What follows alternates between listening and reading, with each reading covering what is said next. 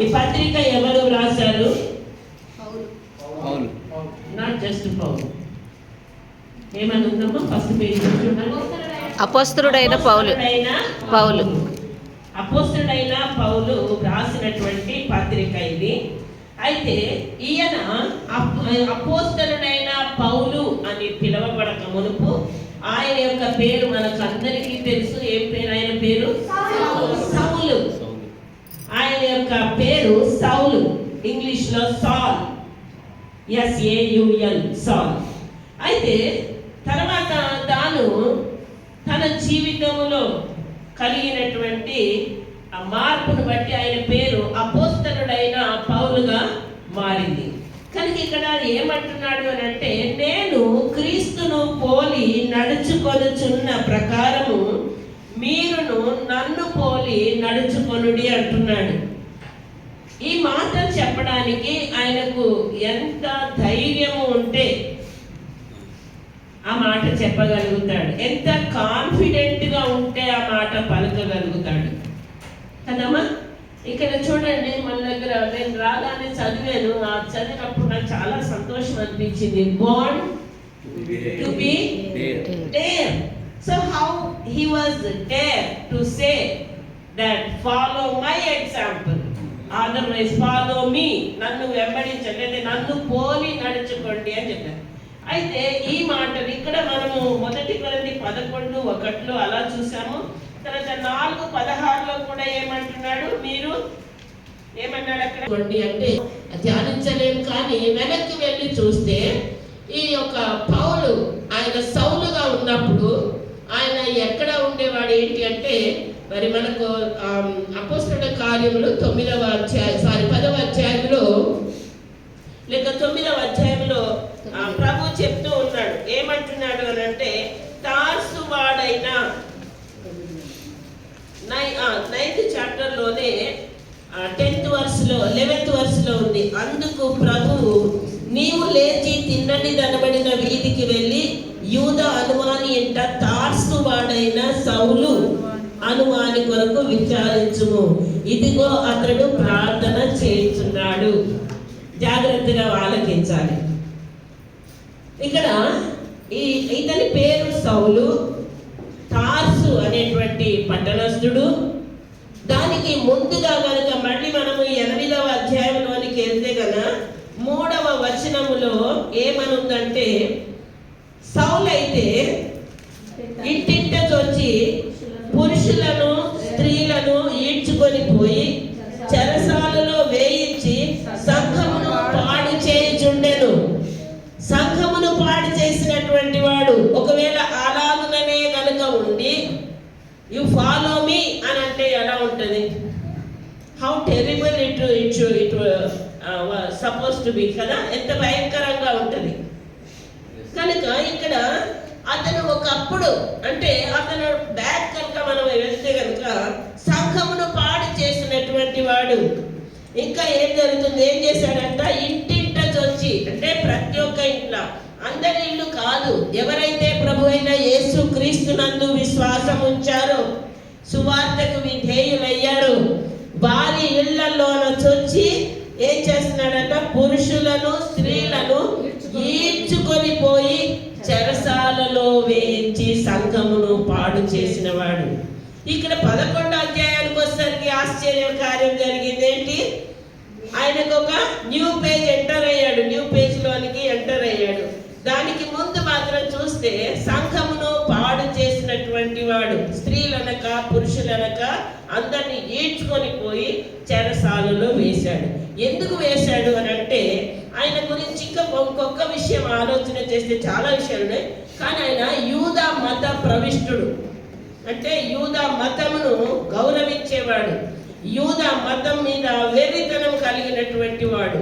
ఈ యూదులు యేసు క్రీస్తు ప్రభు వారిని రక్షకునిగా వారు నమ్మరు, ఆయన దేవుని కుమారుడు అని కూడా విశ్వసించరు. అందుకే కదా ఆయనను ఇగో చూడు దేవదూషణ చేస్తున్నాడు అని అంటారు కదా. సిలువ వేయబడిన సందర్భంలో ఏమంటారు? వీడు దేవదూషణ చేస్తున్నాడు అని అంటారు. తర్వాత ఒకసారి పక్షవాయు గల వానితో యేసు ప్రభు వారు కుమారుడా నీ పాపములు క్షమింపబడి ఉన్నవి అనగానే అక్కడ ఉండి సనుగుతా ఉన్నారు, గొలుగుతున్నారు. ఏమని? దేవదూషణ చేస్తుండు.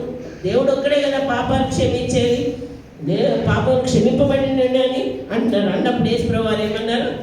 పాపములు క్షమించుటకు మనుష్య కుమారునికి భూమి మీద ఇటు అధికారము ఇయ్యబడి ఉన్నది అని చెప్పి అంటాడు. కనుక ఈ యొక్క యూదులు యేసు క్రీస్తు ప్రభు వారిని దేవుని గాను రక్షకుని గాను వారు అంగీకరించారు. అయితే సువార్త ప్రకటించబడింది అపోస్తలుల ద్వారా. సువార్త ప్రకటించబడినప్పుడు మరి చాలా మంది ఆ సువార్త యందు విశ్వాసం ఉంచి అనేకులు నమ్ముకోవడం జరిగింది. దాన్ని బట్టి ఏమైందంటే అరే మన యూద మతం కాకుండా వీరు మరొక విధంగా ఈ విధంగా బోధ చేస్తూ ఉన్నారు, యేసు రక్షకుడు అని చెప్తూ ఉన్నారని చెప్పి చాలా మంది విశ్వసిస్తున్నారని అందుని బట్టి ఏం చేశాడంట, సంఘమును హింసించడం మొదలు పెట్టాడు. దానికి ముందు మనం ఏం చూస్తాం? అపోస్తలుల కార్యం 7వ అధ్యాయంలో మొట్టమొదటి హతసాక్షి స్టెఫెను గురించి చదువుతాం. మనము చివరి వచనం కనుక చూస్తే అక్కడ ఇతను ఈ సౌలు చూడండి, ఇక్కడ 60వ వచనంలో అతడు అనగా స్టెఫెను మోకాళ్ళుని ప్రభువా వారి మీద ఈ పాపము మోపకుమని గొప్ప శబ్దముతో పలికెను. ఈ మాట పలికి నిద్రించెను. ఎవరు? స్టెఫెను. సౌలు అతని చావునకు సమ్మతించెను. చాలా మంచి పని చేశారు. యేసు రక్షకుడు అని బోధించేటువంటి వాడు ఒకడు వెళ్ళిపోయాడు, పీడ వెరగడైపోయిందని అనుకొని మంచి పని చేశారు, రాళ్ళతో కొట్టి చంపారు, మంచి పని చేశారని చెప్పి ఆ చావుకు సంబంధించినటువంటి వాడు సౌలు. అలాంటి ఒక వ్యక్తి ఇంకా ఏం చేశారంటే ఇక్కడ సంఘాన్ని పాడు చేస్తారు. దాని తర్వాత జరిగిన విషయం ఏంటంటే మనము క్లుప్తంగా వెళ్తే ఇక్కడ 9వ వచనము మొదటి భాగములో సౌలు ఇంకను ప్రభు యొక్క శిష్యులను బెదిరించుటయును హత్య చేయుటయును తనకు ప్రాణాధారమైనట్టు ప్రధాన యాజకుని వద్దకు వెళ్ళి ఈ మార్గమందున్న పురుషులైనను స్త్రీలనైనను కనుగొనిన ఎడల వారిని బంధించి యెరూషలేమునకు తీసుకొని వచ్చుటకు దమస్కులోని సమాజముల వారికి పత్రికలు ఇమ్మని అడిగాను. అతడు ప్రయాణము చేయుచు దమస్కు దగ్గరకు వచ్చినప్పుడు అకస్మాత్తుగా ఆకాశము నుండి ఒక వెలుగు అతని చుట్టూ ప్రకాశించెను. కనుక ఇక్కడ మొదటిది ఏంటిది? ఆ స్టెఫెను చంపబడము, అది మంచి పని చేశారని చెప్పి ఆ చావుకు సమ్మతించారు. భాగం మనము చూస్తే కనుక ఇక్కడ ఏం చేస్తున్నాడట, ఇంకెవరైనా యేసు ప్రభు నందు విశ్వాసం ఉంచితే వాళ్ళను బంధించి యెరూషలేమునకు నేను తీసుకొని వచ్చి వాళ్ళను చెరసాలలో పెట్టడానికి నాకు అనుమతి ఇవ్వండి అని చెప్పి దమస్కులోని సమాజముల వారికి పత్రికలు ఇమ్మని అడగడానికని బయలుదేరాడు. దమస్కు పట్టణానికి బయలుదేరాడు సౌలు. చూడండి, ఆ రెండింటితో ఆగిపోలేదు, ఇంకా కొనసాగించి ప్రయాణం చేస్తూ ఉన్నాడు. ఎక్కడికి ప్రయాణము? దమస్కుకు ప్రయాణం చేస్తూ దమస్కు సమీపానికి వచ్చిన సమయంలో ఆకాశం నుండి ఏం జరిగింది? ఒక గొప్ప వెలుగు అతని చుట్టూ ప్రకాశించింది. అప్పుడు అతడు నేల మీద పడిపోయి ఆ తర్వాత ఒక స్వరం వింటూ ఉన్నాడు, సౌలా సౌలా నీవేళ నన్ను హింసించుతున్నామని విన్నాడు. ఇదంతా మనకు తెలిసిన విషయమే, మీరు అనేక మార్లు విని ఉంటారు. కానీ నేను ప్రీవియస్ చాప్టర్ అనగట్టి ప్రీవియస్ ఇయర్ అంటే 2025వ సంవత్సరం అంటే ఆ ఇయర్ అని కాదు, కానీ గతాన్ని గురించి కొంచెం చెప్పి న్యూ దానికి తీసుకుని రావాలని ఆశిస్తూ ఉన్నాను. కనుక అతని జీవితం ఇలా ఉండింది. ఇలా ఉన్న ఒక వ్యక్తి ఏ విధంగా ఫాలో మీ అని చెప్పగలుగుతూ ఉన్నాడు? నేను క్రీస్తును పోలి నడుచుకొనిచున్న ప్రకారము మీరును నన్ను పోలి నడుచుకోండి అంటాడు. తర్వాత 1 కొరింథీ 4:16లో నేను మిమ్మల్ని కన్నాను కనుక మీరు నన్ను పోలి నడుచుకోండి అంటాడు. ఆ తర్వాత ఇక్కడ మరొక వచనం చూసాం కదా, ఫిలిప్పీలకు రాసిన పత్రిక 3వ అధ్యాయం 17లో కూడా మీరు నన్ను పోలి నడుచుకోండి అని చెప్పి ధైర్యంగా మాట with so much of డేర్నెస్, boldness he is able to say that words. Follow me అంటున్నాడు. Can we say that? మనం చెప్పగలమా? ఆ విధమైన జీవితం మనలో ఉందా? ఆయన బిడ్డలుగా, ఆయన విశ్వసించిన వారంగా, ఈవెన్ నన్ను నేను ఎగ్జామిన్ చేసుకుంటే, can I say that follow my example అని నాకు ఒక క్వశ్చన్ వచ్చింది. కనుక ఇక్కడ పౌలు అంత క్లియర్గా చెప్తున్నాడు అని అంటే, అంత ధైర్యంగా కాన్ఫిడెంట్గా చెప్పగలుగుతున్నాడు అంటే, రియల్లీ హీ వాజ్ ఫాలోయింగ్ అంటే యేసు ప్రభు వారిని పోలి నడుచుకున్నాడు అని మనం గ్రహించుకోవచ్చు. కనుక ఇలాంటి ఒక వ్యక్తి ఇక్కడ స్వరం వింటూ ఉన్నాడు. ఏమని? సౌలా సౌలా నీ నేల నన్ను. ఆ తర్వాత నువ్వెవడో ప్రభు అనగానే ప్రభు ఏమంటాడు? నీవు హింసించుచున్న యేసును. ఎవరిని హింసించాడు? Very good. చెప్పండి పెట్టి దేవుని నామమున కనపడతాడు.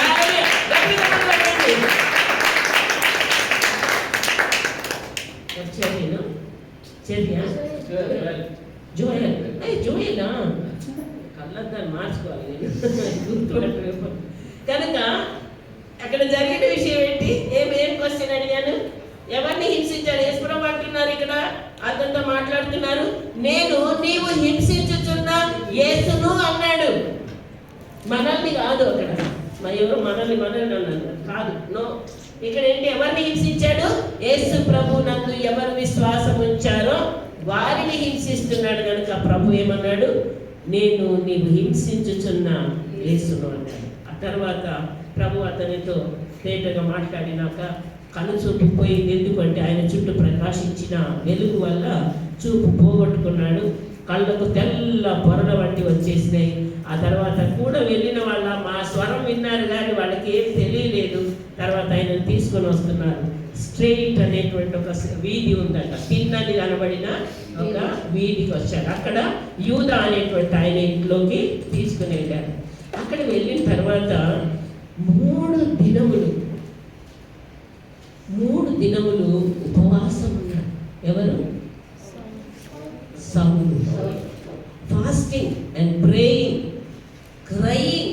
దేవుని దగ్గర తన గత చాప్టర్ అంతా జ్ఞాపకం చేసుకుంటూ ఉన్నాడు. Lord please have mercy upon me, have mercy upon me, oh God please forgive me. I have tortured your children, I have spoiled your church. అంటే సంఘాన్ని పాడు చేశాను, విశ్వాసులను నేను హింసించాను, ఇదిగో ఇప్పుడు కూడా ఇలా చేయడానికి వచ్చాను.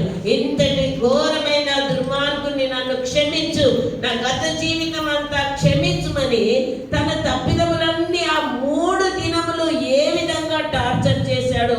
రియల్ గా తాను టార్చర్ అనుభవించాడు. Actually we can say that. నిజంగానే తనలో తాను టార్చర్ అనుభవించాడు. ఏంటి?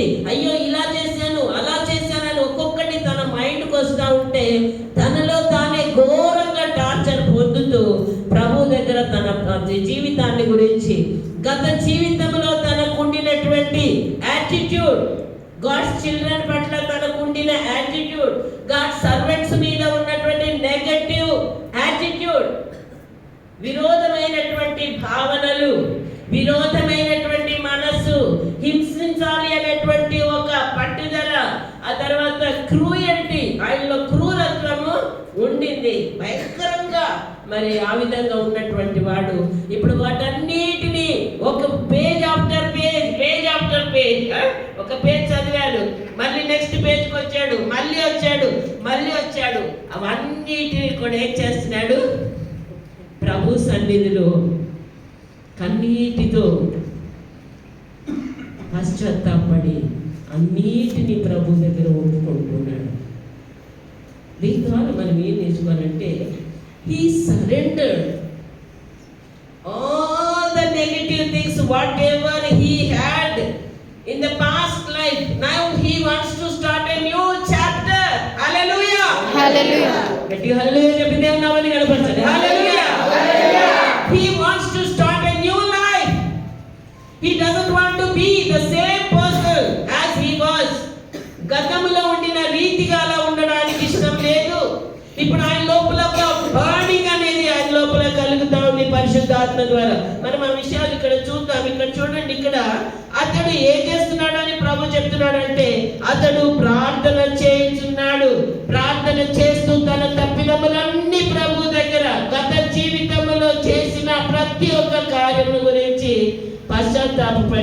ప్రార్థన చేసి తను తాను ప్రభువుకు కంప్లీట్ గా సరెండర్ చేసుకుంటున్నాడు. Here are my lord, I am surrendering myself, I am surrendering my negative feelings, I am surrendering my negative thinking, I am surrendering negative attitude. అన్ని కూడా ప్రభు దగ్గర ఒప్పుకొని సరెండర్ చేస్తూ ఉన్నాడు. Here are my lord, what do you want me to do? Let me do something, please lord use me. దేవా నన్ను వాడుకో. గతంలో నేను ఇలా ఉంటున్నాను, కానీ అన్ని పోగొట్టుకున్నాను, కానీ ఇప్పుడు నేను ఇలా ఉండాలనుకుంటున్నాను. ఒక న్యూ కమిట్మెంట్ దేవునితో చేసుకుంటూ ఉన్నాడు. ఆ తర్వాత అననీయ ప్రభు చెప్తున్నాడు, నీ వెళ్ళి ఆ సౌలు కొరకు ప్రార్థన చేయి, అతను దృష్టి పొందినట్లు అతని కొరకు ప్రార్థన చేయమన్నప్పుడు గుండెల్లోన ఒక్కసారే భయం కలిగింది. ఎవరికి? అననీయ. ఎంతో ప్రార్థనా పరుడు, కానీ సౌలు కొరకు నువ్వు వెళ్ళి ప్రార్థన చేయి, అక్కడ తిన్నని కనబడిన వీధిలో యూదా అనే మనిషి ఇంటిలో ఉన్నాడు అనగానే భయం వచ్చేసింది. కనుక అంటున్నాడు, అయ్యో ప్రభువా, సంఘమును పాడు చేసిన వాడు, స్త్రీలనక పురుషులనక పిల్లలనక అందరినీ హింసించిన వాడు, ఆయన కొరకెళ్ళి నన్ను ప్రార్థన చేయమంటారా? నైనా నువ్వు ఎవరన్నా పంపు అని మోసేలా అనలేదు, కానీ ఏం చేశాడు? అయ్యో ఎంత ఘోరమైన మనిషి, నీకు అన్నీ తెలుసు కదా, అన్నీ ఎరిగిన వాడవు కదా అని ప్రభు దగ్గర అన్నప్పుడు ప్రభు చాలా శ్రేష్టమైన విషయాలు ఇక్కడ మాట్లాడుతూ ఉన్నాడు. 15వ వచనంలో, అందుకు ప్రభువు నీవు వెళ్ళుము, అన్యజనుల ఎదుటను రాజుల ఎదుటను ఇశ్రాయేలీల ఎదుటను నామము భరించుటకు ఇతడు నేను ఏర్పరచుకొనిన సాధనమై ఉన్నాడు. హల్లెలూయా. చెప్పండి. Or at the feet of Jesus, he will forgive completely. ఆయన సంపూర్తిగా క్షమిస్తాడు, శుద్ధీకరిస్తాడు, పవిత్రపరుస్తాడు, నూతనమైన వ్యక్తిగా మనల్ని మార్చుతాడు. కానీ ఇంకా మన లోపల ఇంకా నూతనత్వం రాలేదు. We still are struggling with the past attitude, past thinking and negative thinking and doing all the things against God. అంటే మన లోపల కార్యం జరగదు. కానీ ఇక్కడ జరిగిన విషయం ఏంటంటే ప్రభు చెప్తూ ఉన్నాడు, గంభీరమైన సాక్ష్యము అన్యజనుల ఎదుటను. 3 things ప్రభు చెప్తున్నాడు. ఏంటో 3 things? అన్యజనుల ఎదుటను. ఆగండమ్మా, అందరు చెప్పాలి. ఏమన్నారు? అన్యజనుల ఎదుటను. సెకండ్, రాజుల ఎదుటను. థర్డ్, హల్లెలూయా హల్లెలూయా. అన్యజనుల ఎదుటను అంటే జెంటైల్స్, యూదులు కాని వారిని జెంటైల్స్ అంటారు, అన్యజనులు అంటారు. అన్యజనుల ఎదుటను, రాజుల ఎదుటను, ఇశ్రాయేలీల ఎదుటను ఏంటంట? నా నామము భరించుటకు ఇతడు నేను ఏర్పరచుకొనిన సాధనము. హల్లెలూయా. ఆయన జీవితం ఘోరమైనటువంటి జీవితం, క్రూరమైనటువంటి మనస్తత్వం, ఒక వైరాగ్యం కలిగినటువంటి వాడు. కానీ ఇప్పుడు ప్రభువే సాక్ష్యం ఇస్తూ ఉన్నాడు, ఇతడు నేను ఏర్పరచుకొని నా సాధనం. ఒక వ్యక్తి కంప్లీట్గా తన్ను తాను ప్రభు దగ్గర సరెండర్ చేసుకున్నప్పుడు, తన జీవితాన్ని ప్రభువుకు కమిట్ చేసినప్పుడు, గాడ్ క్యాన్ యూజ్. ఒకవేళ దృష్టికి వాడి వస్త్రాలు సరిగా ఉండకపోవచ్చు, లేకపోతే తన హెయిర్ స్టైల్ సరిగా ఉండకపోవచ్చు, పిచ్చివాణి లాగానే కనబడవచ్చు, కానీ సంపూర్తిగా ప్రభువుకు తను తాను సమర్పించుకున్న ఒక వ్యక్తి మరి ప్రభు యొద్దకు వచ్చినప్పుడు ఆయన త్రోసి వేయక ఆయన ఏం చేస్తాడు? నూతనమైనటువంటి వ్యక్తిగా మారుస్తాడు. బయట దేశముల గురించి మాట్లాడటం లేదు, కానీ అంతరంగంలో మార్పు కలుగుతుంది. అంతరంగంలో మార్పు కలిగి బాహ్యంగా కూడా మార్చబెడతాడు. కనుక ప్రియమైనటువంటి దేవుని బిడ్డలారా, ఇక్కడ మనం చూస్తూ ఉన్నాం ఏంటంటే, ఈ యొక్క సౌలు ఘోరమైన వ్యక్తిగా ఉన్నవాడు ఇప్పుడు ఏమైపోయిందంటే ప్రభు దగ్గర రిపెంట్ అయ్యాడు. ప్రభుని ఏర్పరచుకున్న సాధనం అన్నాడు.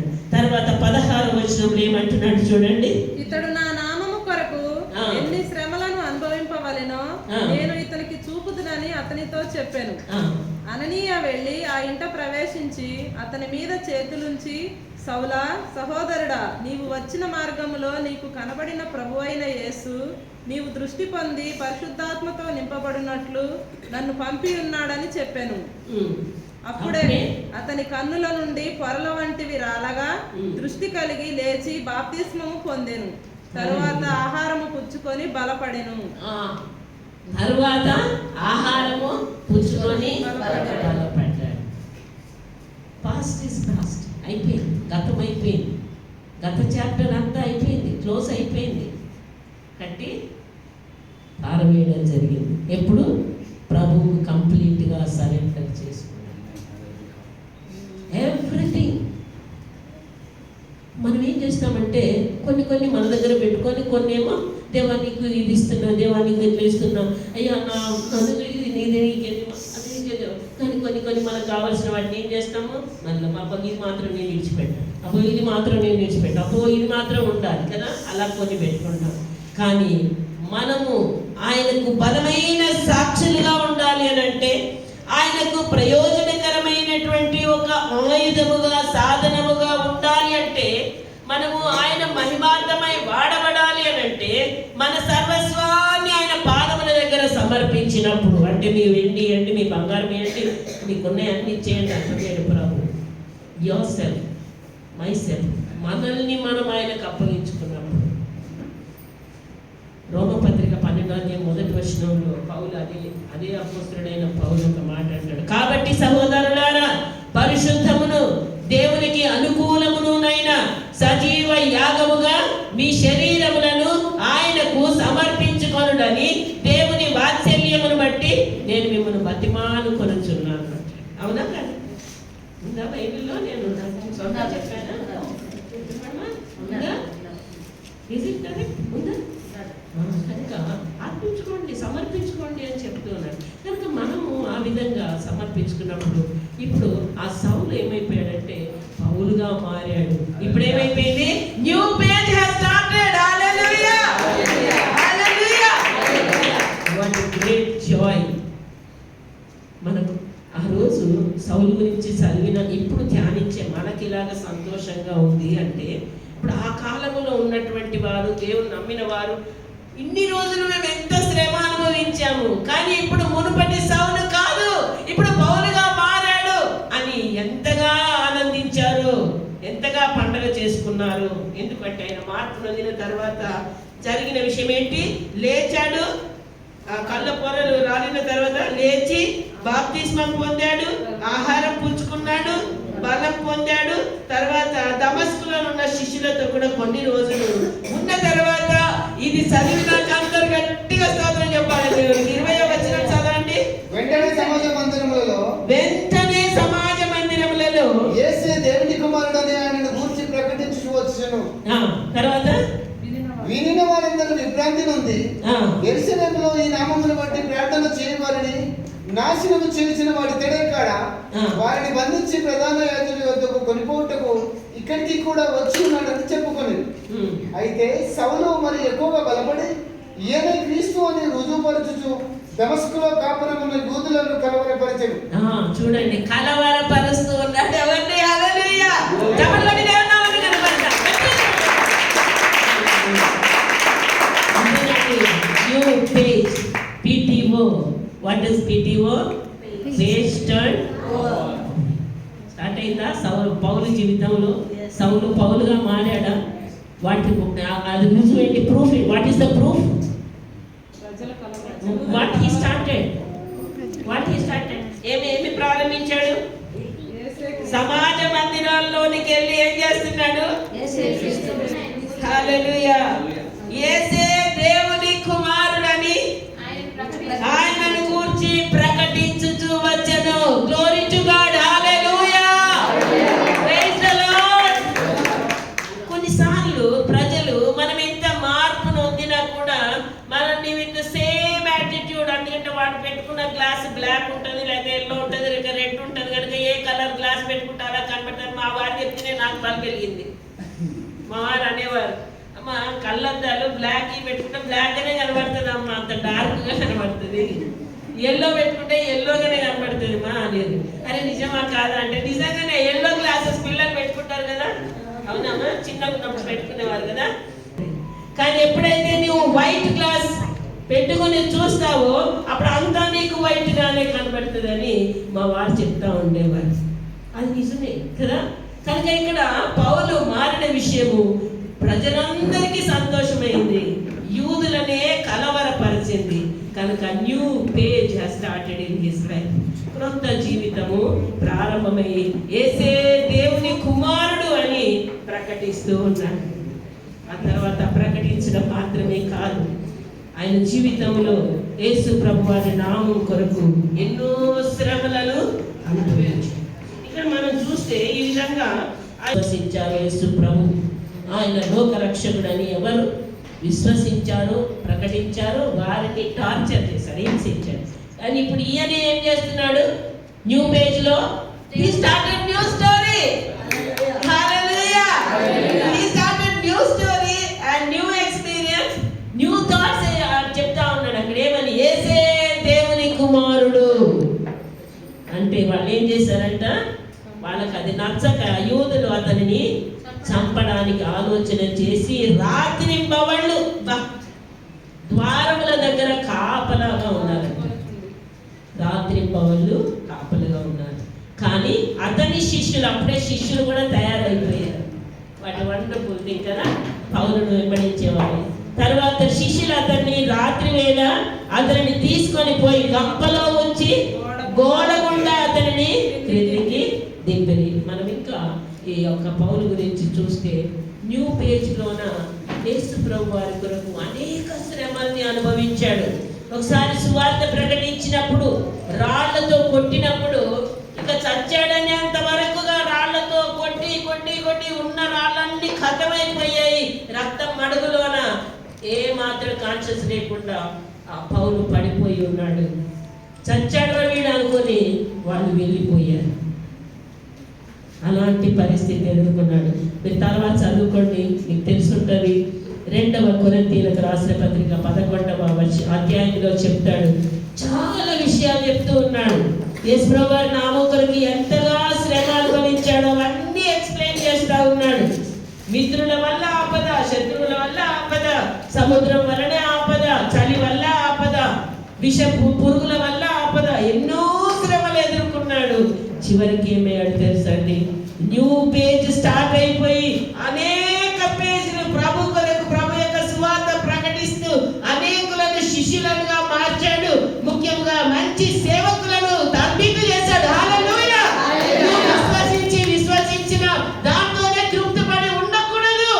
నీవు ఇంకా అనేకులను ప్రభు వద్దకు నడిపించి వారిని ప్రభువుకు శిష్యులుగా, మీ శిష్యులుగా కాదు, ప్రభువుకు శిష్యులనుగా follow me, follow the Lord Jesus అని ఆయన మీద ఫోకస్ పెట్టి ఆయనను వెంబడించు వారిని అనేకులను ప్రోత్సహించేవాడుగా నీవు నేను ఉండాలి. అదే జరిగింది. అపోస్తలుడైన పౌలు ఏం చేశాడు? తిమోతిని మంచి సేవకుడు, తీతు మంచి సేవకుడు, ఒనేసిము కూడా ఒక సేవకుడు. ఆ విధంగా అనేకులను ప్రభువుకు శిష్యులను గాను ప్రభు చేసుకోండి. ఎందుకంటే నా మట్టుకైతే బ్రతుకుట క్రీస్తే, చావైతే లాభం. New page. హల్లెలూయా.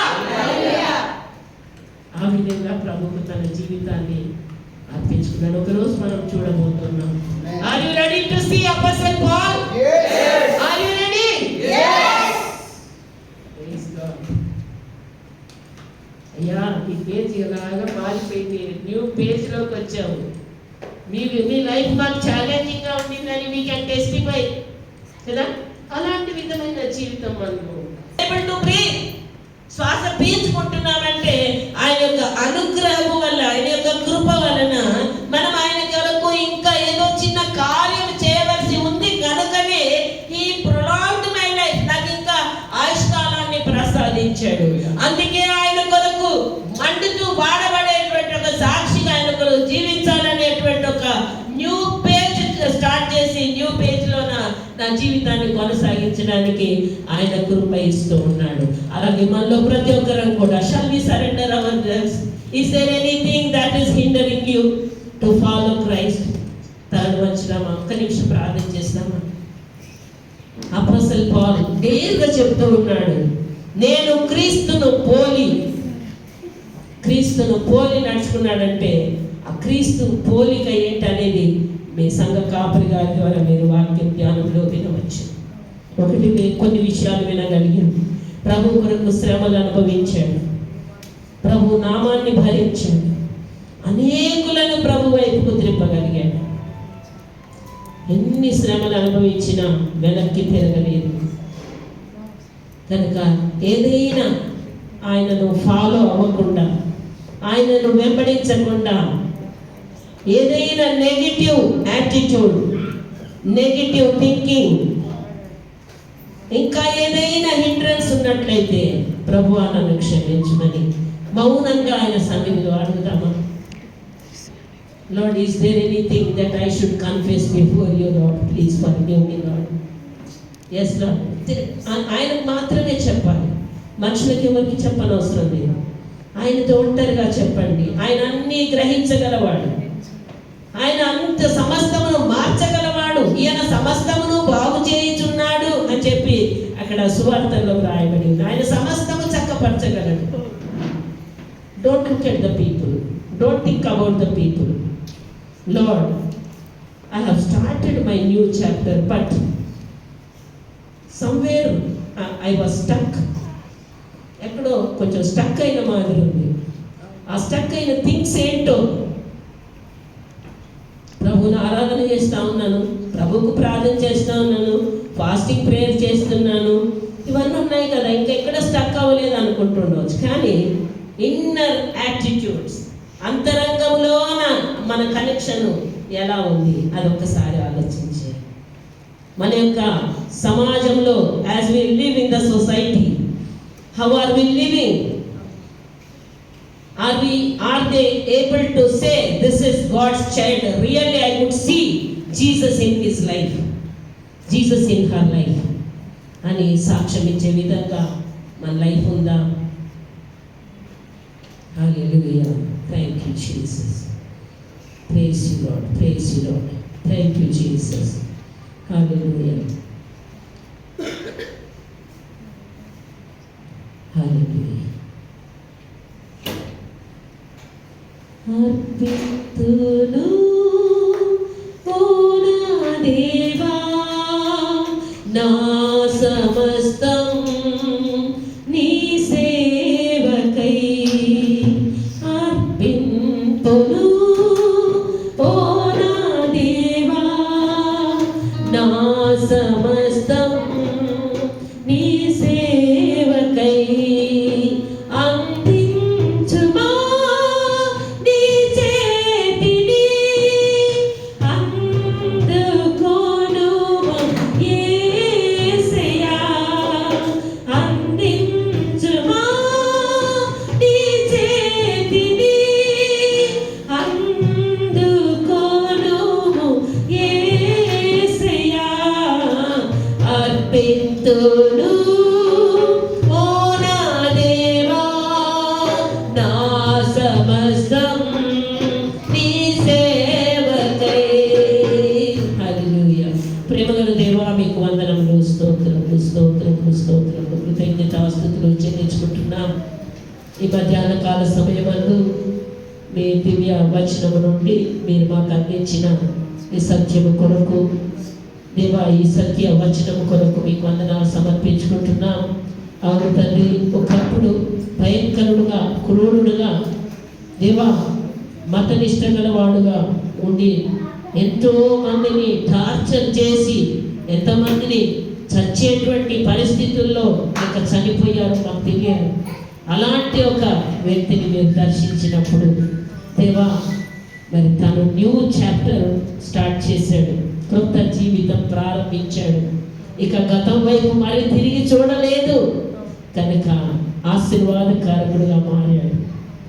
ఆనాటి క్రైస్తవులకు, విశ్వాసులకు మాత్రమే కాదు, ఈనాడు ఈ వాక్యము ధ్యానిస్తున్న మాకందరికీ కూడా అపోస్తలుడైన పౌలు జీవితాన్ని మాకు ఎంతగానో ఆశీర్వాదకరంగా మీరు పెట్టారు కనుక మీకు వందనాలు చెల్లించుకుంటూ విన్న ఈ వాక్యము నాలో, మాలో 100 ఫోల్డ్గా నూరంతలుగా మీరు ఫలింప చేయమని మరలా ధ్యానించుకొని న్యూ ఇయర్లో లేక న్యూ చాప్టర్తో మా యొక్క స్పిరిచువల్ లైఫ్లో ముందుకు సాగుటకు సహాయం చేయమని మీకే వందనములు, స్తోత్రములు, కృతజ్ఞతాస్తుతులు చెల్లించుకుంటూ మా ప్రభు అయిన యేసుక్రీస్తు వారి పరిశుద్ధమైన నామమున ప్రార్థించి స్తుతించి వేడుకొనుచున్నాము తండ్రి.